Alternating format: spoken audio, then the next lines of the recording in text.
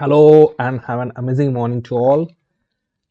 I am Prashant and in today's video we are going to discuss the current affairs of January 10. ठीक है, तो आज की class में हमें देखना है कौन सी important topic. Let's discuss that. The first topic that we are going to discuss is National Clean Air Programme. Okay, इस नेशनल क्लीन एयर प्रोग्राम के परफॉर्मेंस के बारे में एक्चुअली एक आर्टिकल है. ओके, तो इसका कैसा परफॉर्मेंस है दैट विल सी, और फिर नेशनल क्लीन एयर प्रोग्राम क्या है वो हमें देखना है. That was there on the front page itself. Then एक काफी इंपॉर्टेंट टॉपिक है that is election petition. As such ये इलेक्शन पिटिशन होता क्या है, इसका कॉन्सेप्ट जो है ये हमें देखना है. ओके, ये प्रीलिम्स के लिए आपके काफी इंपॉर्टेंट हो सकता है. उसके रिगार्डिंग जो आर्टिकल है कॉन्स्टिट्यूशन में, उसकी जो प्रोसीजर है, ये थोड़ा सा आपको जानना चाहिए. जनरली काफी स्टूडेंट्स को ये पता नहीं होता है, आप स्टैटिक क्लासेस में काफी बार पढ़ते नहीं है. देन एक small news that is regarding Yakshagana. Yakshagana क्या, थिएटर कैसे है कर्नाटका का, that's what we are going to discuss. Project Tiger के बारे में एक एनालिसिस आया है द हिंदू के टेक्स्ट सेक्शन में. तो प्रोजेक्ट टाइगर क्या होता है, इसका कंप्लीट एक्सप्लेनेशन हम देखने वाले हैं. प्लस इसमें प्रोजेक्ट टाइगर के रिगार्डिंग क्या इश्यूज बताए गए हैं, that we are going to discuss.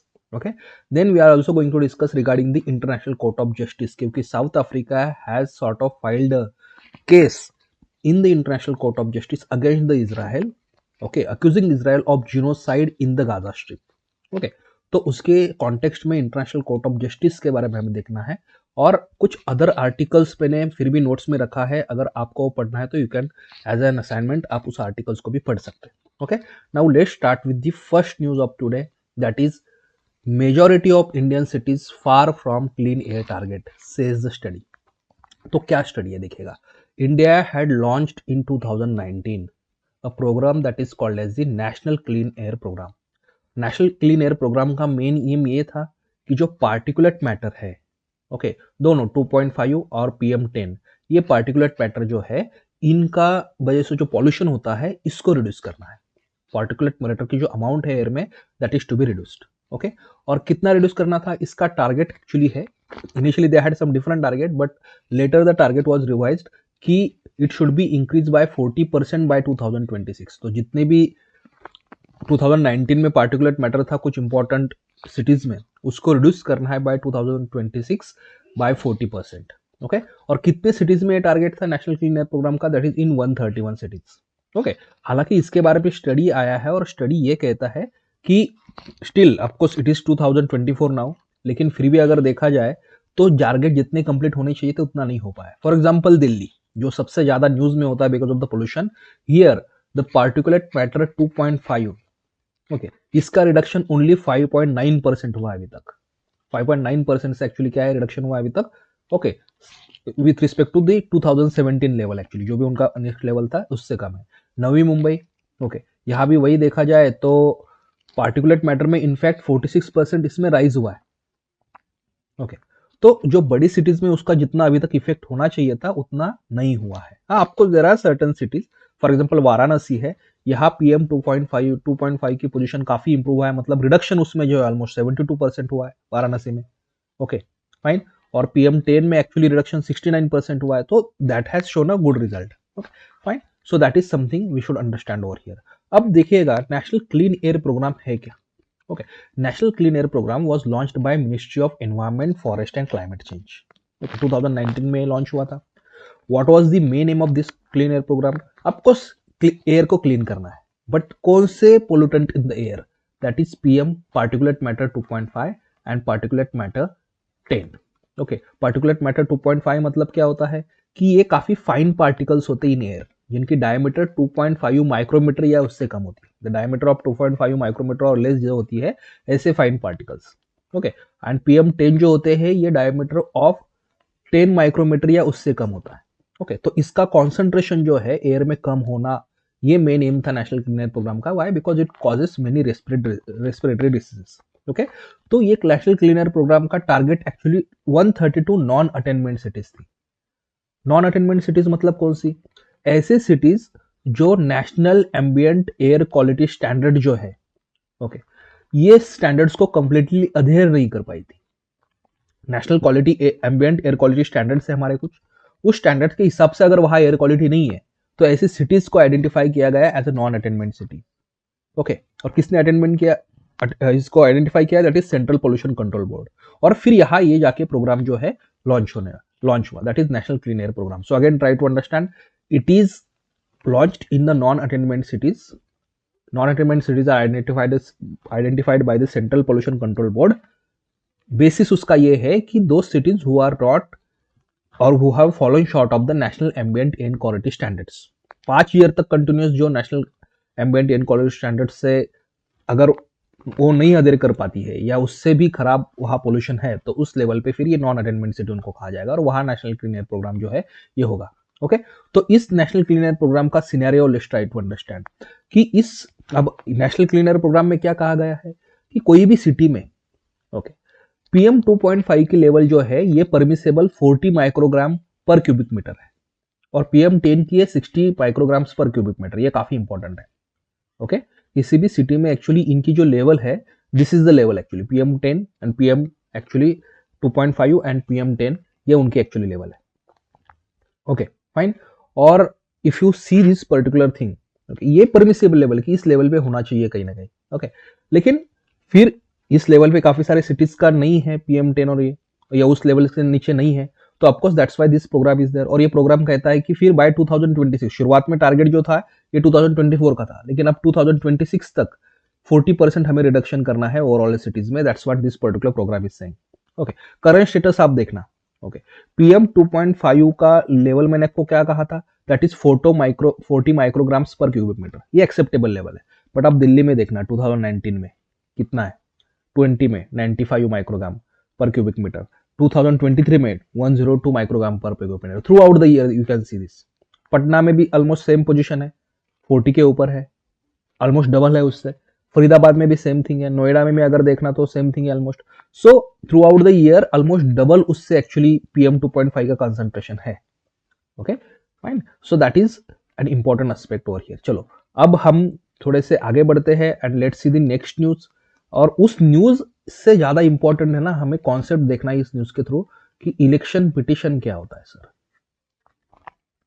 Election petition as such word आपने पढ़ा होगा आपके पॉलिटी में. Okay but election petition generally काफी सारे स्टूडेंट्स को पता नहीं होता कि what is the procedure over here. ठीक है देखो न्यूज बेसिकली क्या है, that is SC refuses to declare election of 4 MPs and 8 MLAs null and void. Okay but कौन से बेसिस पे, अब देखो न्यूज बेसिकली क्या है कि मद्रास हाई कोर्ट यहां एक केस जाती है. ओके केस क्या जाता है कि देर आर सर्टन एमपीज, अब उसका नंबर वगैरह हमें जरूरत नहीं है, there are certain MPs and MLAs. okay they had fought and won election, okay by using reserved symbols of other political parties. okay her political party जो स्टेट पार्टी होती है और नेशनल पॉलिटिकल पार्टी होती है, हमने पहले current affairs में discuss किया था हमारे पिछले कुछ क्लासेस में कि स्टेट और नेशनल पॉलिटिकल पार्टी जो होती है उनके अपने खुद के रिजर्व सिंबल्स होते हैं जो उनको इलेक्शन कमीशन असाइन करता है. Those symbols cannot be used by other political parties. अब यहाँ कहा गया है कि ऐसे कुछ एमपीज और एमएलएस थे यहाँ. ओके कि इन लोगों ने क्या किया कि दूसरे पॉलिटिकल पार्टी के स्पेशली डीएमके के जो है इलेक्शन सिंबल्स यूज किए. ओके और उस पे फाइट किया इलेक्शन. हालांकि वो डीएमके के एमपीज नहीं थे, एमएलएस नहीं थे, दूसरे पॉलिटिकल पार्टीज के थे. ओके फाइन दूसरे फैक्शन के थे, लेकिन they had used the symbol of other political party, they fought election and one it. Okay तो इसलिए उनका इलेक्शन जो है ये नल एंड वॉइड होना चाहिए बिकॉज ये वैलिड नहीं है. ये case actually Madras high court में गया था. इसके रिगार्डिंग एक रिट पिटिशन जो है हाई कोर्ट में यहां दाखिल किया गया था. ओके अब हाई कोर्ट का डिसीजन क्या आता है, हाई कोर्ट का डिसीजन ये आता है कि चलो अगर ये कोई ऐसा इलेक्शन डिस्प्यूट है, ओके तो ये इलेक्शन डिस्प्यूट अगर आपको लगता है कि सॉल्व होना चाहिए कोर्ट में, तो you rather file the election petition. Such sort of election dispute cannot be decided through writ petition. Okay, तो इसलिए वो जो इलेक्शन नल एंड वॉइड करना है नहीं करना इस पे कोई डिसीजन नहीं लिया मद्रास हाई कोर्ट ने. उसको कहा कि there will be no decision in this particular case. आपको अगर करना है कुछ तो you should file the election dispute regarding that. Election dispute है. ओके तो इसको इलेक्शन पिटिशन फाइल करके फिर उसके बाद उसके आगे केस जो है वो चल सकता है. ओके तो अब ये रिट पिटिशन तो नहीं इसमें जाएगा, इलेक्शन पिटिशन फिर क्या होता है ये हमें एक्चुअली यहां डिस्कस करना है. What is an election petition over here. Okay देखिएगा इलेक्शन पिटिशन एज सच हमारे कॉन्स्टिट्यूशन में भी मेंशन किया गया है. Okay, and that is article 329A(b) of the constitution. Okay fine. तो article 329B of the constitution क्या कहता है, मैं आपको सिंपली बताता हूं कि आर्टिकल 329 क्या कहता है यहाँ पे। ओके, दिस आर्टिकल सेज कि if there is any dispute regarding the member of parliament election, मतलब आपके पार्लियामेंट का इलेक्शन, ओके, या स्टेट लेजिस्लेटर का जो इलेक्शन होता है, ओके, इसके रिगार्डिंग कोई भी अगर डिस्प्यूट होगा, ओके, तो that dispute must be solve through an election petition. Okay, given to whom? Given to an appropriate authority specified by the law। Okay, parliament law enact करेगी और उस लॉ में जो भी अथॉरिटी होगी, इस अथॉरिटी को स्पेसिफाई किया जाएगा, उस अथॉरिटी को आपको जो है ये इलेक्शन पिटिशन करना पड़ेगा, और फिर ये अथॉरिटी डिसाइड करेगी कि इलेक्शन में कोई इशू है या नहीं। इलेक्शन में कोई भी इशू हो सकता है, फॉर एग्जांपल कैंडिडेट ने अपना इलेक्शन सही फाइल नहीं किया है, expenditure, if a candidate let's say is having some corrupt practices during the election, अगर कैंडिडेट ने लेट्स से, अभी हमने देखा कि दूसरे किसी का सिंबल यूज किया, ओके फाइन, तो ऐसे कुछ भी इश्यूज हो सकते हैं। तो उसके रिगार्डिंग इलेक्शन के बाद जो भी आपको डिस्प्यूट बेसिकली आपको ये करना है, रेस करना है, तो आपको इलेक्शन पिटिशन के रिगार्डिंग रेस करना पड़ेगा through basically election petition to the appropriate authority. तो अब करंटली ये इलेक्शन पिटिशन मतलब क्या होता है, तो इलेक्शन पिटिशन बेसिकली एक प्रोसीजर है through which this particular election disputes will be solved. अब करंट प्रोसीजर क्या है, कॉन्स्टिट्यूशन तो ये कहती है, ओके, तो करंट प्रोसीजर ये है कि अगर कोई भी इलेक्शन डिस्प्यूट होगा तो उसके रिगार्डिंग इलेक्शन पिटिशन जो है, ओके, ये फाइल किया जा सकता है कहां पे, that is in high court. तो उसका ओरिजिनल ज्यूरिडिक्शन जो है ये हाई कोर्ट के पास ही है, इतना याद रखना, चाहे वो स्टेट लेजिस्लेटर के इलेक्शन का हो या मेंबर ऑफ पार्लियामेंट के इलेक्शन का हो, ओरिजिनल ज्यूरिडिक्शन इसका हाई कोर्ट के पास जाए, तो डायरेक्टली हाई कोर्ट में आपको ये केस फाइल करनी होती है, ओके, सेपरेट इलेक्शन पिटिशन द्वारा। और फिर अगर हाईकोर्ट डिसीजन देता है तो उसके बाद आपका सुप्रीम कोर्ट में अपील हो सकता है। डायरेक्टली आप इलेक्शन पिटिशन ये सुप्रीम कोर्ट में नहीं दाखिल कर सकते, आपको हाईकोर्ट के रूट के थ्रू ही जाना पड़ेगा उसके डिसीजन के बाद। ओके, सो ये इंपॉर्टेंट चीज आपको पहले सब याद रखिएगा। तो जो अप्रोप्रिएट अथॉरिटी जहां ये आप फाइल करना है वो करंटली हमारा हाईकोर्ट है। ओके, वो चेंज भी हो सकता है, पार्लियामेंट बाय लॉ कह सकता है कि इलेक्शन कमीशन के पास सबसे पहले आप जाओ या कहीं और अथॉरिटी के पास जाओ, सेपरेट अथॉरिटी भी हो सकती है। ओके, तो ये काफी इंपॉर्टेंट चीज यहां हमें याद रखना है। कौन फाइल कर सकता है इलेक्शन पिटिशन, जो भी अफेक्टेड कैंडिडेट है या इलेक्टर है उस पर्टिकुलर कॉन्स्टिट्यूशन का, they can actually file it. Okay, they can file this particular election petition. कौन से केसेस में क्या ग्राउंड्स होते हैं कि जिसके थ्रू हम कह सकते हैं कि ऐसे इलेक्शन पिटिशन फाइल किया जा सकता है। For that we need to look into the section 100 of the representation of people act.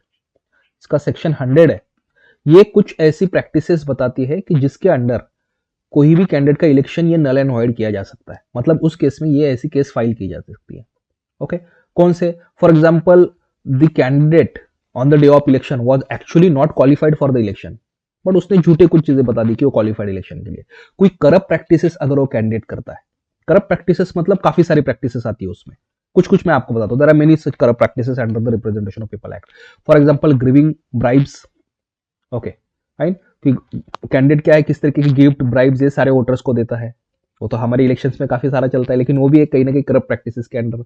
If candidate is undue influence कुछ क्रिएट करता है कैंडिडेट, ओके, फोर्स करता है वोटर्स को वोटिंग करने के लिए उसके फेवर में, okay, if candidate is trying to promote the enmity between different classes of citizens, okay, कोई फॉल्स स्टेटमेंट्स करता है रिगार्डिंग द इलेक्शन एक्सपेंडिचर। हर कैंडिडेट के इलेक्शन एक्सपेंडिचर पे एक लिमिट होता है, ओके, लेकिन उसके बियॉन्ड उसने एक्सपेंडिचर किया है, लेकिन बस झूठे कुछ एक्चुअली या गलत कुछ ऐसे एक्सपेंडिचर बता दिया है इलेक्शन कमीशन को, तो ये सारी चीजें होती है। बूथ कैप्चरिंग होता है, ये कुछ प्रैक्टिसेस मैंने आपको बताई, ये सारे करप्ट प्रैक्टिसेस के through against actually election petition file किया जा सकता है। ओके ओके, फिर improper acceptance of any nomination, nomination के दौरान गलत उसने इंफॉर्मेशन दे दी सारी, ऐसे काफी सारी चीजें होती है जिसके through actually election petition file किया जा सकता है। Okay, so that was all about the important topic of election petition. Now let's go to a very small topic, that is Yakshagana. So this particular Yakshagana was in news with respect to Karnataka. Okay, तो news that is not that important, बस यक्षगाना क्या है ये हमें समझना चाहिए। Okay, तो यक्षगाना क्या है, it's a traditional theatre form of India, और कहाँ का, कर्नाटक का है। ओके, ये ट्रेडिशनल आप एक टेम्पल आर्ट कह सकते हो या थिएटर फॉर्म है, थिएटर परफॉर्म किया जाता है इसमें थ्रू। ओके, और उसकी मेनली जो थीम होती है ये हमारी ट्रेडिशनल थोड़ी जो हमारी स्टोरीज होती है रामायण की, महाभारत की, पुराणास की, इस पे बेसिस पे एक्चुअली ये थिएटर परफॉर्म किया जाता है। जनरली जो लैंग्वेज यूज की जाती है वो कन्नड़ा होती है। ओके, कन्नड़ा का से तो कन्नड़ा होता है, but you will find the other languages also, जैसे कन्नड़ा का ही एक डायलेक्ट है तुलु। ओके, यार मलयालम में भी हमें अब दिखता है कि कुछ कुछ ये परफॉर्मेंस होता है। ओके, तो इसको थोड़ा सा याद रखना। और if you see the artist over here, they will have very elaborate headgear over here, makeup over here, okay, ornaments, proper clothing, ये इसका काफी इंपॉर्टेंट विशेषताएं होती है। इसमें काफी सारे परकशन इंस्ट्रूमेंट्स भी यूज किए जाते हैं, वाद्य भी यूज किए जाते हैं, लाइक मंडलम है, चंगीला है, सिंबल्स जो होती है जिसको हम कहते हैं ताल जो होती है सिंबल्स, ठीक है, चक्रताला है, ऐसे कितने सारे चक्रताला एक और एक स्मॉल सिंबल होती है, तो ऐसे कितने सारे परकशन इंस्ट्रूमेंट्स भी इसमें यक्षगाना में यहाँ यूज किया जाता है। ओके, चलिए now let's go to the next topic, that is regarding the Project Tiger. Okay, तो प्रोजेक्ट टाइगर का ये पर्टिकुलर टॉपिक हमें देखना है। एंड अब प्रोजेक्ट टाइगर जो है, ठीक है, ये प्रोजेक्ट टाइगर इंप्लीमेंट होने के बाद ऑलमोस्ट 50 ईयर्स अब हो चुके हैं। तो 50 ईयर्स के बाद इसका कुछ एनालिसिस किया है यहाँ ऑथर द्वारा टेक्स्ट सेक्शन में। हिंदू का जो टेक्स्ट सेक्शन होता है इसमें एक फुल पेज पे काफी बड़ा आर्टिकल एक्चुअली आता है और उसमें कोई ना कोई एक इशू डिस्कस किया जाता है। तो जब भी टेक्स्ट सेक्शन होता है तो उसमें से जो भी रेलेवेंट आर्टिकल होता है हमेशा मैं पिकअप करता हूँ। ओके, तो यहां अगर देखा जाए तो प्रोजेक्ट टाइगर के बारे में एक्चुअली डिस्कशन है।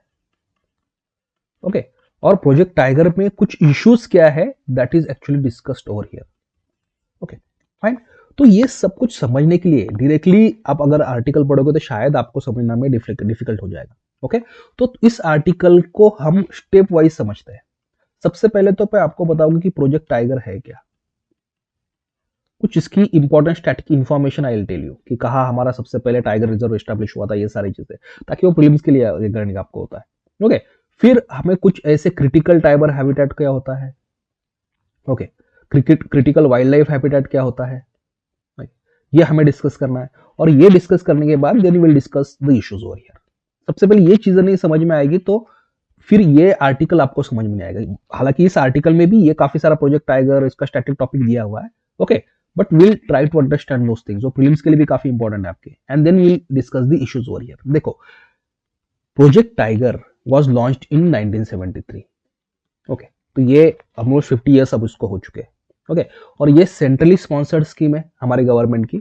इसका मेन एम क्या है, conservation of tigers, wild tigers on site, in Situ conservation of the tigers, मतलब जंगल में जहां टाइगर्स रहता है वही उसका कॉन्जर्वेशन हो।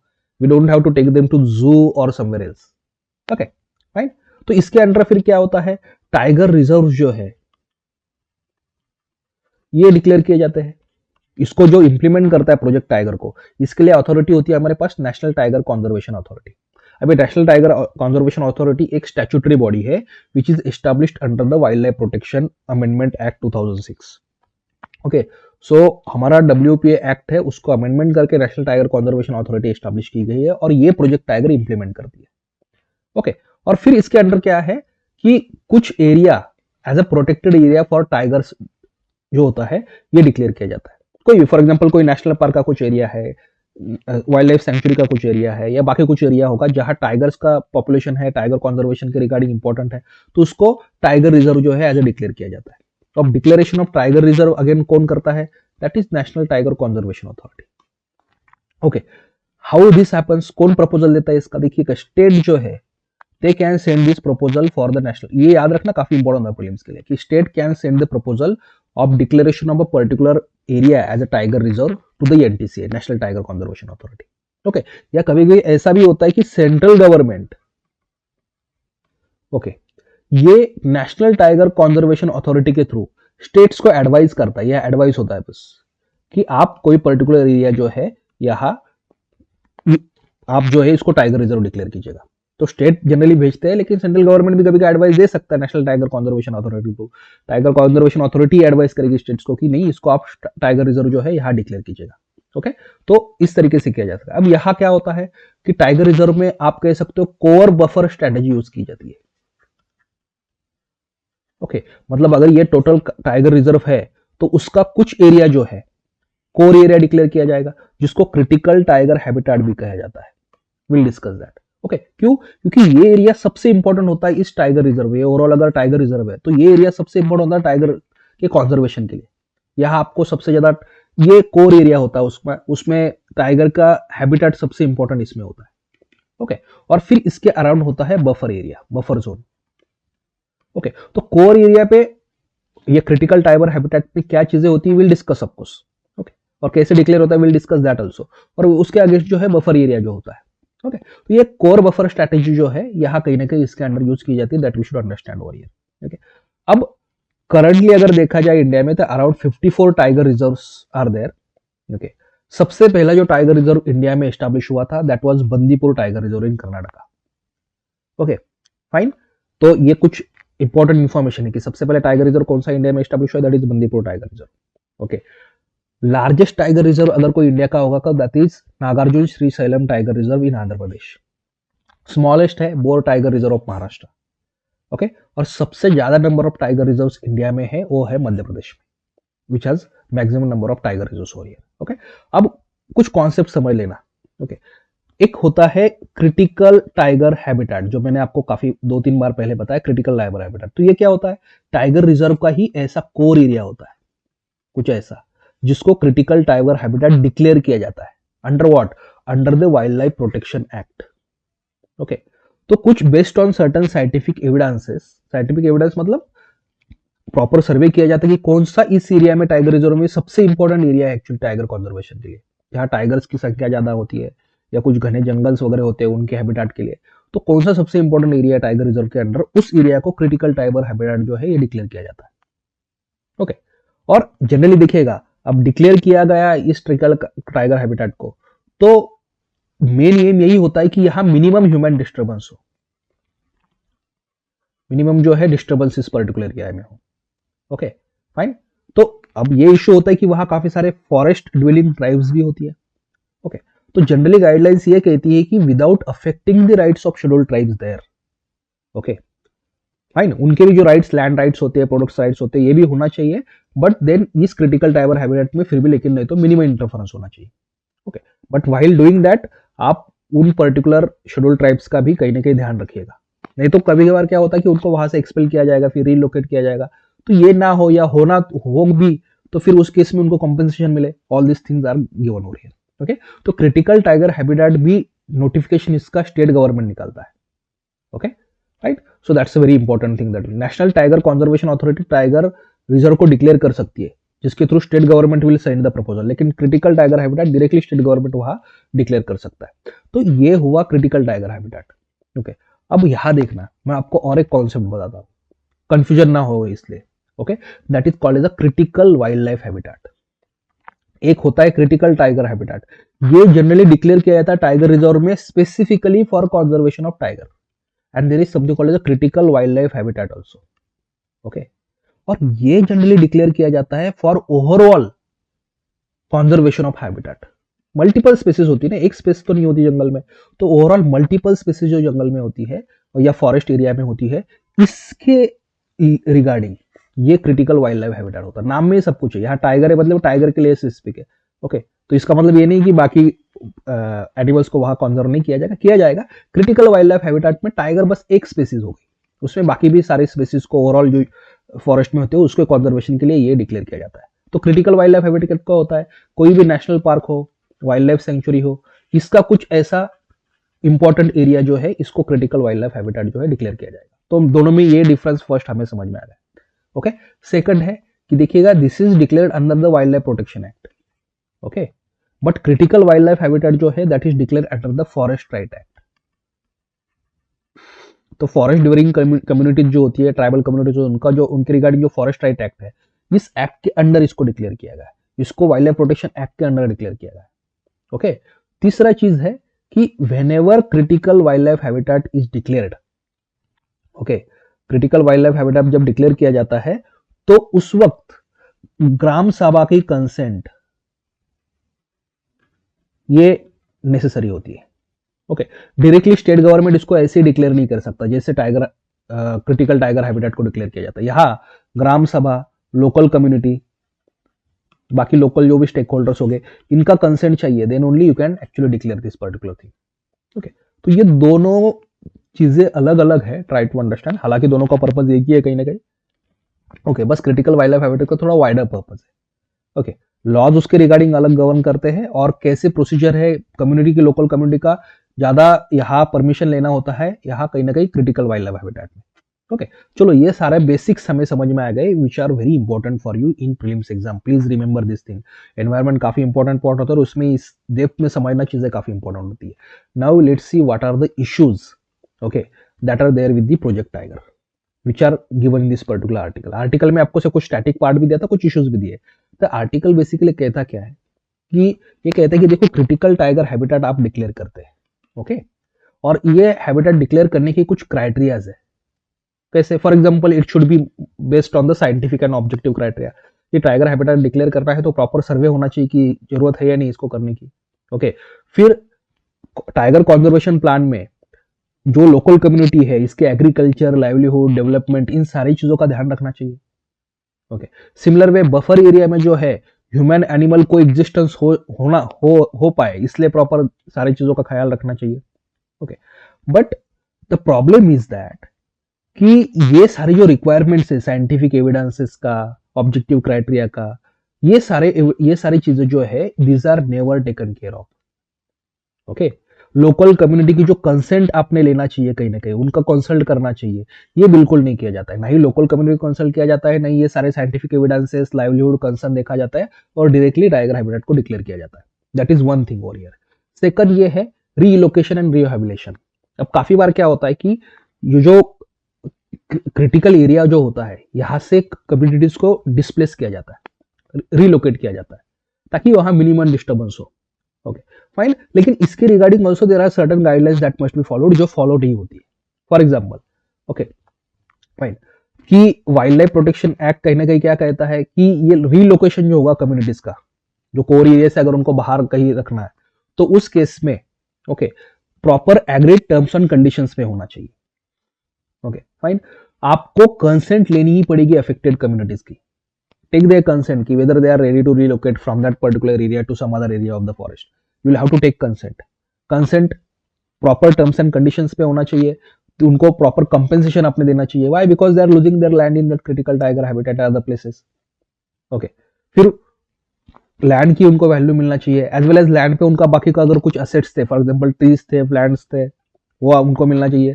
सब्सिस्टेंस अलाउंस उनको एक ईयर का सारा मिलना चाहिए, because they are getting relocated. Okay, one time financial assistance should be given there. लेकिन ये भी सारी चीजें जो है, they are not taken care of that much. Okay, generally ऐसी गाइडलाइन है हमारे लैंड एक्विजिशन एक्ट की, और बाकी कुछ ऐसे गाइडलाइंस है कि whatever land they are losing, forest community is losing, तो उसके मार्केट वैल्यू की डबल प्राइस उनको देना चाहिए। एक्चुअली जितनी मार्केट वैल्यू होती है उस लैंड की, let's say 30 lakh rupees per एकड़ लैंड की वैल्यू, तो उसके डबल प्राइस जो है they should be given over here, because they are losing their land. But it is not followed. Okay, government ने कुछ अपना एक क्राइटेरिया उसके रिगार्डिंग रख दिया है कि फॉर एग्जांपल 10 लाख रुपीज जो है, रिवाइज जो अप्रैल 2021 का क्राइटेरिया है कि 10 लाख रुपीज और 15 लाख रुपीज, ऐसे कुछ ना कुछ जो है यहाँ पैसे बस दिए जाते हैं, दैट पर्टिकुलर थिंग, ऐसा कुछ कॉम्पेंसेशन दिया जाता है। ओके, सो ये नहीं होना चाहिए। Proper compensation and everything should be taken care of, comprehensive compensation होना चाहिए। That's what author says over here. Okay, चलो आज के हम हमारे लास्ट टॉपिक पे जाते हैं, and that is international court of justice. तो हुआ क्या है, let's try to understand. It is South Africa, okay, which has sort of filed a petition or case in International Court of Justice against the Israel. Okay, और क्या accusation है Israel के against कि Israel forces have done so called genocide in the Gaza strip. आपको पता है Israel Palestine का जो इशू चल रहा है, तो नाउ इजराइल की फोर्सेस से काफी सारे दिन से गाजा स्ट्रिप में है, and they are kind of trying to completely annihilate the Hamas over there, that's what their target is. तो इन सारे केसेस में काफी सारे आरोप ये भी हो रहा है इसराइल फोर्सेस के भी, कहीं ना कहीं उन वजह से civilians are getting harmed. Okay, तो साउथ अफ्रीका का ऐसा कहना है कि there are evidences of genocide by the Israelis in the South Africa. Okay, और इसलिए इजराइल की, not in South Africa, sorry, in Gaza strip, और इसलिए इजराइल के खिलाफ जो है साउथ अफ्रीका ने आईसीजे में केस डाल दिया है। ओके, कि they are doing genocide and then they should stop this particular invasion of the Gaza strip. Okay, तो क्या इसके रिगार्डिंग जुरिडिक्शन है क्या आईसीजे के पास ऐसे केसेस सॉल्व करने में? है, first of all it is there. Okay fine. And ICJ can give decision also. कल कह सकता है आईसीजे एक्चुअली इजराइल को कि you stop the invasion of Gaza strip, या अटैक। इन्वेजन तो काफी बड़ा वर्ड फॉर एग्जांपल हो सकता है, सब्जेक्टिव, बट अटैक जो है गाजा स्ट्रिप पे, ये आप जो है थोड़ा यहाँ बंद कीजिएगा।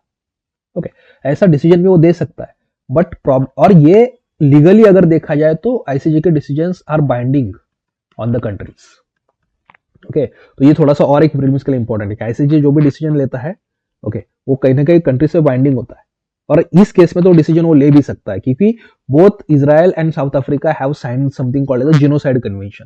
तो यूएन के जिनोसाइड कन्वेंशन के अंडर ये फाइल केस हो गया आईसीजे में, दोनों भी वो साइन किया है, उस केस पे वो डिसीजन भी दिया सकता है, ये बाइंडिंग भी होता है पार्टीज पे, but they do not have any power to enforce it. What if Israel says no? तो क्या होगा? कुछ नहीं कर पाएगा आईसीजे। साउथ चाइना सी के डिस्प्यूट के रिगार्डिंग भी इस तरीके के डिसीजन दिया गया था चाइना के against, but nothing could be done in that because there is no mechanism to enforce that particular thing. अगर आप नहीं करते, कोई कंट्री नहीं मानती, तो क्या करोगे उसके बाद? कुछ नहीं कर पाते। That is the one aspect over here. Okay and Israel is as such is very much concern about his own security कि Israel is not going to stop. Okay Israel के खिलाफ ना जाने कितने ऐसे रिजोल्यूशंस पास हुए, कितना उनके अगेंस्ट ये चीजें हुए, बट इजराइल इन सब चीजों को ज्यादा जनरली सीरियसली नहीं लेता है। Okay fine. आपको सुन के भी कुछ रीजन है कि why they are not taking seriously, दोनों साइड के इसमें आर्गुमेंट्स है, fine, but that's a different thing. Now international court of justice के बारे में, हाँ जीआई टैग गलती से लिखा गया है, इंटरनेशनल कोर्ट ऑफ जस्टिस के बारे में कुछ इंपॉर्टेंट चीजें हम जानते हैं। इंटरनेशनल कोर्ट ऑफ जस्टिस जो है, आप कह सकते हो एक हाईएस्ट कोर्ट है यूएन का। यूएन की 6 प्रिंसिपल ऑर्गन्स होते हैं, 6 principal organs are there in of UN, उसमें से एक आईसीजे है। 6 प्रिंसिपल ऑर्गन्स मतलब 6 इंपॉर्टेंट बॉडीज है, मेन बॉडीज यूएन की, for example United nation security council, okay United nation general assembly, ऐसे। तो उसमें से आईसीजे एक्चुअली एक है। तो ये 1946-45 में वैसे एस्टैब्लिश हुआ था, 1946 में अपना ऑपरेशन स्टार्ट करता है। आईसीजे से पहले भी एक कोर्ट था हमारा international court, that is called as the permanent court of international justice. Okay जो वर्ल्ड वॉर 1 के बाद लीग ऑफ नेशन एस्टैब्लिश हुआ था, उसके under permanent court of international justice was there. Okay और इसी को ही आगे जाके रिप्लेस करता है आईसीजे, और आईसीजे एक काइंड ऑफ इंटरनेशनल कोर्ट है, हाईएस्ट हम कह सकते हैं बॉडी है कहीं ना कहीं यहाँ, that is important over here. Okay now ICJ का काम क्या है? 2 स्टेट्स पे, मतलब 2 कंट्रीज में या मल्टीपल कंट्रीज में जो भी लीगल डिस्प्यूट्स है, आप कह सकते हो इसके रिगार्डिंग ये इंटरनेशनल कोर्ट है। Okay fine. और इसके decisions as such legally binding होता है, बट एनफोर्स नहीं हो पाता। एनफोर्स में इनका कोई ये नहीं है। इसका हेग में नीदरलैंड में हेड ऑफिस है, that we should understand over here. Okay fine. चलो अब इसके जो जजेस है, इसके इलेक्शन का भी थोड़ा सा हमें समझना चाहिए कि क्या होता है। देखोगा आईसीजे में 15 जजेस होते हैं। ओके हर जज की टर्म जो होती है 9 ईयर्स की होती है। और जज कैसे इलेक्ट होते हैं? कोई भी जज हो सकता है, किसी भी मेंबर कंट्रीज के जो ये हो सकते हैं वो जज हो सकते हैं। इसमें क्राइटेरिया आपको सुनका कुछ होता है, वो जज हो सकते हैं। तो 9 ईयर्स के लिए जज को जनरली इलेक्ट किया जाता है यहाँ पे। तो टोटल 15 जजेस 9 ईयर्स के लिए दे आर इलेक्टेड। ओके 1 जज is elected for 9 years. Okay और इसका इलेक्शन कैसे होता है कि उस जज का इलेक्शन 2 पर्टिकुलर बॉडीज में होता है। यूएन जनरल असेंबली में भी वोटिंग होगा, ओके यूएन सिक्योरिटी काउंसिल में भी वोटिंग होगा। साइमल्टेनियसली दोनों जगह वोटिंग होता है सेपरेटली, कि let's say there is a candidate, एक जज का इलेक्शन अगर होना है तो उस जज के इलेक्शन रिगार्डिंग वोटिंग यूएनजे में भी होता है, यूएनएसए में भी होता है, दोनों जगह पे होता है एक ही टाइम पे, बट अलग अलग, मतलब अलग अलग जगह पे यूएनजे में होता है। ओके और दोनों जगह अगर उस पर्टिकुलर जज को मेजोरिटी मिलती है, then only they get elected. तो याद रखना, simultaneously but separately election will happen in this both the bodies. In both the bodies, the particular person should get the majority, and then only you will find कि this particular judge will get elected to the ICJ. Okay, fine. तो फिर इसमें क्या होता है, every 1/3 जजेस जो है every 3rd year रिटायर होते हैं, जैसे हमारे राज्यसभा में होता है उस तरीके से। ओके 1/3 हमारे यहाँ पे every 2 years में रिटायर होते हैं राज्यसभा मेंबर्स, वहां 1/3 जो है every 3 years में कहीं ना कहीं रिटायर होता है। और जजेस जो है री इलेक्शन के लिए भी एलिजिबल हो सकते हैं। ओके तो 9 ईयर की टर्म कंप्लीट कर ली, again 9 years you can work in the ICJ over here. Okay तो ये होगा overall international court of justice. As such अगर देखा जाए तो theoretically it's a very powerful body, okay but practically अगर देखा जाए तो they do not have that much power specially जो बिगर कंट्रीज होती है, they won't take their decision that seriously. Okay fine. अब आपके लिए एक लास्ट आर्टिकल यहां रखा है मैंने, अगर आपको पढ़ना है तो आप ये नोट्स के थ्रू पढ़ सकते हो। That is regarding the concept of रेमिशन। अभी जो रिसेंटली बिल्किस बानो केस है उसके रिगार्डिंग है। अगर नहीं आप पढ़ पाओ तो एनीवेज फिर से और भी एक दो उसमें आर्टिकल्स आएगा कल परसों भी इस पर्टिकुलर क्वेश्चन पे, तो we will discuss that article again. Okay, ये रेमिशन वगैरह का सारा कॉन्सेप्ट और ये आर्टिकल के साथ हम डिस्कस करेंगे आगे, क्योंकि अभी और इसमें कल ही न्यूज आया तो और आर्टिकल इसमें आते रहेंगे। ओके चलेगा, इसी के साथ साथ हम आज की क्लास को एंड करते हैं। Thank you.